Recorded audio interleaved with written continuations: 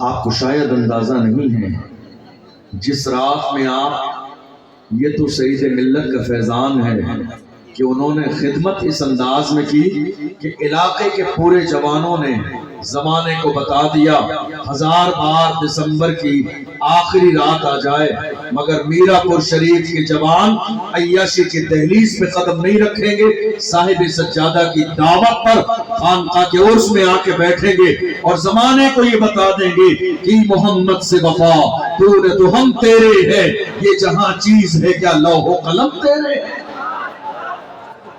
ورنہ آج کی اس تاریخ میں کہاں ہے ہندوستان کے جوان؟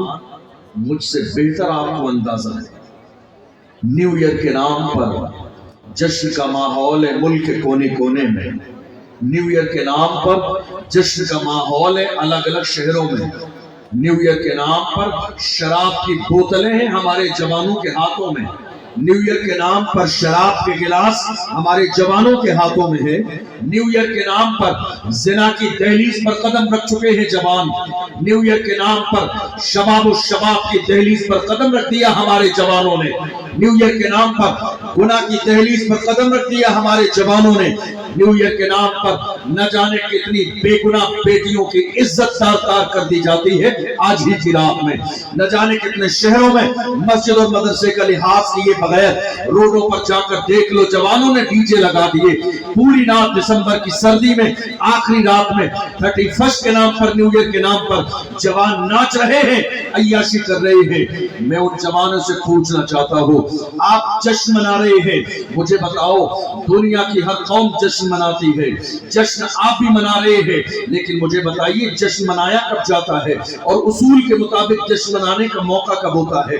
دراصل اصول کے مطابق بات یہ ہے کہ دنیا کا کوئی انسان پہلے مشن متعین کرتا ہے، اس مشن پر کام کرتا ہے اور جب وہ مشن سکسیسفل ہو جاتا ہے تو اسی مشن کی کامیابی پر جو سیلیبریشن کیا جاتا ہے جشن اس کو کہتے ہیں۔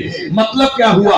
جشن کا پہلا نمبر نہیں ہے، جشن کا نمبر دوسرا ہے، مشن کا نمبر پہلا ہے، مگر افسوس دنیا کی ہر قوم کا مشن بھی ہے اس کے بعد دنیا جشن مناتی ہے۔ واحد قوم ہندوستان کی سرزمین پر قوم مسلم ہے جن کا مشن کوئی نہیں ہے، جشن ہم روزانہ مناتے ہیں، فکر کوئی نہیں ہے، جشن روزانہ مناتے ہیں، پلاننگ کوئی نہیں ہے، پلاننگ کوئی نہیں ہے، منصوبہ کوئی نہیں ہے، تیاری کوئی نہیں ہے، ارادہ کوئی نہیں ہے، محنت کوئی نہیں ہے، لیکن جشن ہم ہر دن منا رہے ہیں۔ یاد رکھیے گا یہ جشن تھوڑی دیر کا ختم ہو جائے گا مگر آپ جب دنیا سے جائیں گے تو زندگی کے ہر لمحے کا اللہ کی بارگاہ میں جواب دینا ہے۔ جشن منا رہے ہیں آج کی رات، گناہ کر رہے ہیں آج کی رات، شراب پی رہے ہیں آج کی رات، زنا کر رہے ہیں آج کی رات، اپنی جوانی کو زنا کی دہلیز پر آپ نے رکھ دیا۔ میں کہتا ہوں جوانوں کسی بھی دور میں ہماری جوانی ایسی نہیں تھی، ہماری جوانی کیسی تھی یہ کوئی آج کی نئی بات نہیں ہے، ہر زمانے میں دنیا نے ہمارے جوانوں کے سامنے شراب بھی پیش کی ہے، شباب بھی پیش کی، لڑکیاں بھی پیش کی ہیں، زنا کے دروازے میری قوم کے جوانوں کے لیے کھول دیے، مگر یہ محمد عربی کے غلام تھے جنہوں نے ہر زمانے میں شراب و شباب کو پیر سے ٹھوکر مار کے کہا اپنا سب کچھ گنبد خضرا کل بھی تھا اور آج بھی ہے، میرے نبی سے میرا رشتہ کل بھی تھا اور آج بھی ہے، بتلا دو گستاخ نبی کو غیرت مومن زندہ ہے، ان پہ مر مٹنے کا جذبہ کل بھی تھا اور آج بھی ہے۔ محمد عربی کے غلاموں کا انداز ہر زمانے میں ایسا رہا ہے۔ کہاں ہیں آج ہمارے جوان؟ کہاں ہیں ہماری بیٹیاں؟ کہاں ہیں ہمارے لوگ؟ جوان، میں اگر جوانوں پہ آج کی رات گفتگو کروں نیو ایئر کے نام پر ملک کے کونے کونے میں گناہوں کی دہلیز پر اس وقت جوان قدم رکھے ہوئے، اللہ کا شکر ادا کرو اور اپنے محسن معصوم ملت کا بھی شکر ادا کرو۔ انہوں نے آج کی رات اس عظیم الشان محفل کو سجا کے ہمارے بہت سارے جوانوں کو گناہ کی طرف جانے سے روک دیا۔ جلسہ نہیں ہوتا آج، عرس نہیں ہوتا آج، یہ محفل نہیں ہوتی آج، علماء نہ آتے آج، یہاں پر یہ منبر نہ لگتا، تو میں یہ نہیں کہہ رہا ہوں سب، لیکن کچھ تو ہمارے جوانے سے تھے جو گناہ کی طرف چلے جاتے، جو جشن کے نام پہ چلے جاتے، جو پٹاخے چلانے کے لیے چلے جاتے، جو باضابطہ شور شرابے میں چلے جاتے، جو ڈھول باجے میں چلے جاتے، نہ جانے اس وقت میں سوشل میڈیا کا کیسا استعمال کر رہے ہوتے، مگر اپنے موسم آپ معصوم ملت کا شکریہ ادا کیجئے جنہوں نے جلسہ سجا کے بڑی ترکیب کے ساتھ جوانوں کو آج کی رات میں ہونے والے گناہوں سے بچا دیا اور یہ احساس دلایا جوانوں ہماری زندگی کس کے لیے ہے، جوانوں کس کے لیے ہے۔ معصوم ملت نے اپنی انداز میں وہی کہا جو تھوڑے سے زمانے پہلے تاج الشریعہ نے کہا تھا، جوانوں زندگی یہ نہیں ہے کسی کے لیے، زندگی ہے نبی کی، نبی کے لیے نہ سمجھ بنتے ہیں، زندگی کے لیے جینا مرنا ہے سب کچھ نبی کے لیے۔ نعرہ تکبیر، نعرہ تکبیر، نعرہ رسالت، فیضان حضور تاج الشریعہ، فیضان حضور سرکار سرکاری، فیضان حضور سعید ملت، حضور صاحب سجادہ۔ دنیا کی ہر قوم کا سب سے قیمتی سرمایہ اس قوم کے جوان ہوتے ہیں۔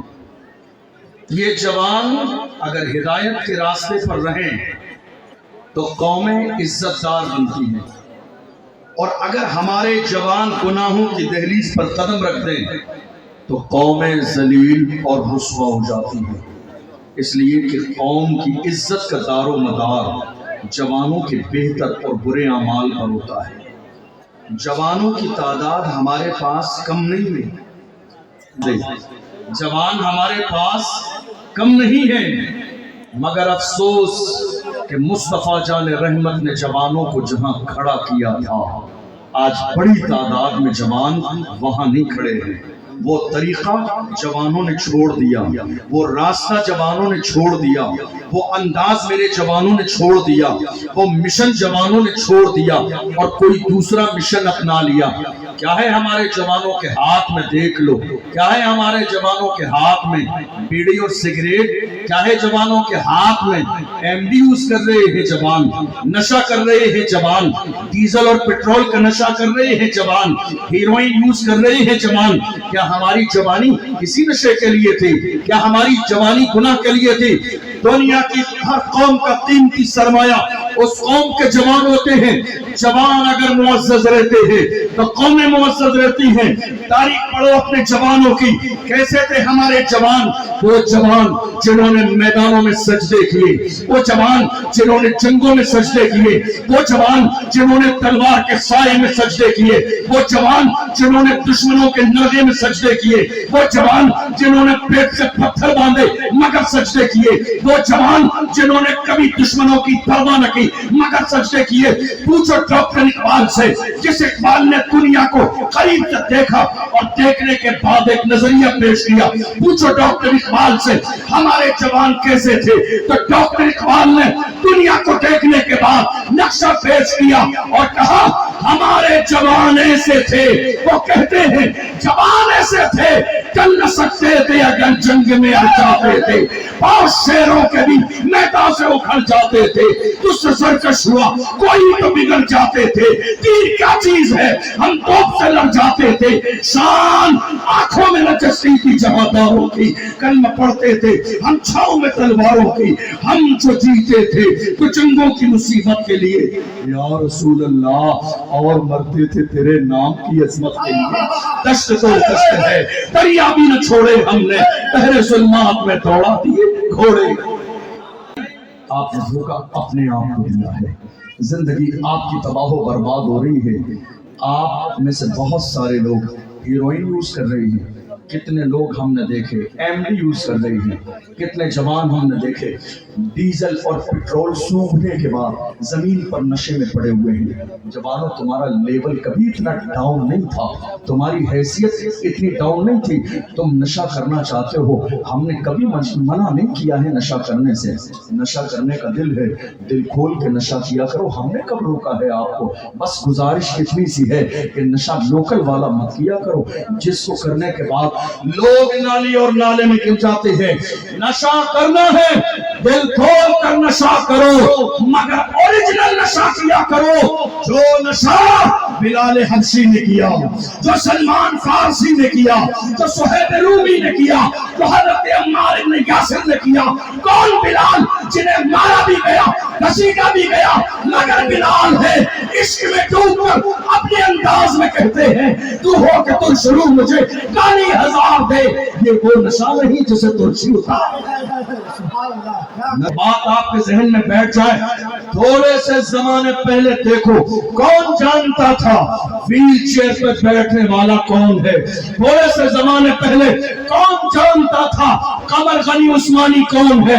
تھوڑے سے زمانے پہلے کون جانتا تھا سلمان اظہری کون ہے؟ تھوڑے سے زمانے پہلے کون جانتا تھا اشرف جیلانی کون ہے؟ بات سے کتنی ہے، جب تک بکا نہ تھا تو کوئی پوچھتا نہ تھا، تم نے خرید کے مجھے لوٹ کر دیا۔ نعرے تکبیر، نعرے رسالت، پیدان حضور سعید ملت، خواجہ کا ہندوستان، ہندوستان کا سنی مسلمان۔ اس لیے کوشش کیجئے کہ غلام بنے۔ یہ عزت ہمیں نالین مصطفیٰ کے صدقے میں ملی ہے، یہ شان ہمیں حضور کی جوتیوں کے صدقے میں ملی ہے۔ باتیں بہت ساری میرے ذہن میں ہیں، میں بڑھاؤں گا نہیں کیونکہ وقت نہیں ہے، لیکن چند جملے سن لیجئے۔ کورونا کے حضور کے ناموس کا جب مسئلہ چل رہا تھا، بہت سارے علماء کو حضرت مسجد سے نکال دیا گیا، بہت سارے علماء اکرام کو۔ اور کن علماء اکرام کو کمیٹیوں نے نکالا معلوم ہے آپ کو؟ جوانوں، یہ پیغام لے کر جاؤ، بہت سارے علماء کو کمیٹیوں نے نکالا، کہا آپ کھل کر بات کرتے ہیں ناموس رسالت کی، ہمیں آگے جواب دینا پڑتا ہے۔ اس لیے صاحب آپ اپنا حساب کر لیجئے، ہمارے سامنے بھی ایسے بہت سارے مسئلے آئے، ہم نے تو کھل کر کہا کمیٹی والوں سے، کہا یہ صدر سیکریٹری کا منصب تم جیسے نامردوں کے بس کی بات نہیں ہے، جو رسول اللہ کی ناموس کے لیے کھڑے نہ ہو سکے، تمہارے بس کی بات نہیں ہے، تم چھوڑ دو یہ منصب صدارت کا، اس کو دو جو صلاح الدین ایوبی کا غلام ہو، جو محمد بن قاسم کا غلام ہو، جو ارطغرل غازی کا غلام ہو، جو عثمان غازی کا غلام ہو، جو ٹیپو سلطان کا غلام ہو۔ اور یہ کوئی فرض و واجب نہیں ہے، تم جب تک زندہ رہوگے، صدر تم رہوگے، سیکریٹری تم رہوگے، خزانچی تم رہوگے، ارے کرسی ہے تمہاری، یہ جنازہ تو نہیں ہے، کچھ کر نہیں سکتے تو اتر کیوں نہیں جاتے؟ کرسی ہے تمہاری، یہ جنازہ تو نہیں ہے، کرسی ہے تمہاری، یہ جنازہ تو نہیں ہے، کچھ کر نہیں سکتے تو اتر کیوں نہیں جاتے؟ جس کے بس کا نہیں ہے اس کی ذمہ داری بھی نہیں ہے، چھوڑ دے، منصب اس کے حوالے کرے جس کے سینے میں ناموس رسالت کے موضوع پر مرنے اور مٹنے کا جذبہ ہے۔ اور یاد رکھنا، اگر حضور کی ناموس کے ہم پہرے دار بن کر دنیا سے نہ گئے تو کل قیامت کے دن ہمیں جواب دینا پڑے گا۔ ہم نے اللہ سے ڈرنا چھوڑ دیا ہے، اسی لیے دنیا کا ڈر ہمارے سینوں میں ہے۔ جب تک ہم اللہ سے ڈرتے تھے ہمارے سینوں میں دنیا کا ڈر نہیں تھا۔ ایک آخری جملہ 1 منٹ کا اور لیجئے اور یاد کریے گا اس جملے کو۔ بغداد معلیٰ کی سرزمین پر، علماء ہمارے جانتے ہیں اس بات کو، بغداد معلیٰ کی سرزمین پر ایک بارگاہ ہے، حضرت امام موسیٰ کاظم رضی اللہ عنہ۔ یاد رکھیے کہ ہم کیا تھے اور کیا ہو گئے۔ امام موسیٰ کاظم خلیفہ کے دربار میں بلایا گیا، جانتے ہو بہت سارے خلفاء نے اہل بیت سے دشمنی کی، حسد کا دور ہے یہ اور ہر زمانے میں رہا ہے۔ بہت سارے لوگوں کو تکلیف ہوتی ہے نا کہ منصب ہمارے پاس ہے مگر بھیڑ خانقاہ سید ملت میں، معصوم ملت کے قدموں میں بھیڑ کیوں لگی ہوئی ہے؟ یہ تو اپنی اپنی بات ہے، اللہ جس کی طرف لوگوں کے دل پھیر دے۔ تو حسد کرنے والے لوگ رہے ہی ہیں۔ حضرت امام موسیٰ کاظم سے جب حسد کیا گیا، خلیفہ نے دربار میں بلایا. توجہ ہے آپ کی؟ آخری جملہ دے رہا ہوں، یاد رکھیے گا. آپ کیا تھے اور آج کیا ہو گئے. امام موسیٰ کاظم کو بڑے دربار میں بلایا. جب آئے تو پیروں میں عالی شان جوتے پہن کر آئے. ہمارے بزرگوں نے اسی لیے کہا کہ علماء کو جوتے بہت عالی شان پہننا چاہیے. جب آئے تو پیروں میں عالی شان جوتے پہن کر آئے. حرام مجمع ہے خلیفہ کے دربار میں. جب آپ آئے سامنے کھڑے ہو گئے، اس کی نظر سیدھے جوتوں پر پڑی. اس نے کامنٹ پاس کیا اور کہا لوگوں سے، اے لوگوں دیکھو یہ رسول اللہ کی اولاد ہے مگر اپنے پیروں میں عالی شان جوتے پہن کر آئے ہیں. جب جوتوں کی طرف اشارہ کیا تو امام موسیٰ کاظم نے پیر کی طرف اشارہ کر کے کہا، ظالم یاد رکھ، ہم محمد عربی کے غلام اپنے پیروں میں عالی شان جوتے اس لیے پہنتے ہیں تاکہ تم جیسوں کی نظر ہمارے جوتوں پہ رہے، تاکہ تم جیسوں کی نظر ہمارے جوتوں پہ رہے. تم اس قابل نہیں ہو کہ ہماری پیشانی دیکھو. ہم پیروں میں عالی شان جوتا اس لیے پہنتے ہیں تاکہ تم جیسوں کی نظر ہمارے جوتوں پہ رہے. تم اس قابل نہیں ہو کہ ہماری پیشانی دیکھو. یہ کسی اور کی تاریخ نہیں، یہ ہماری تاریخ ہے. مگر بات صرف اتنی ہے، خدا نے آج تک اس قوم کی حالت نہیں بدلی. نہ ہو احساس جس کو اپنی حالت خود بدلنے کا.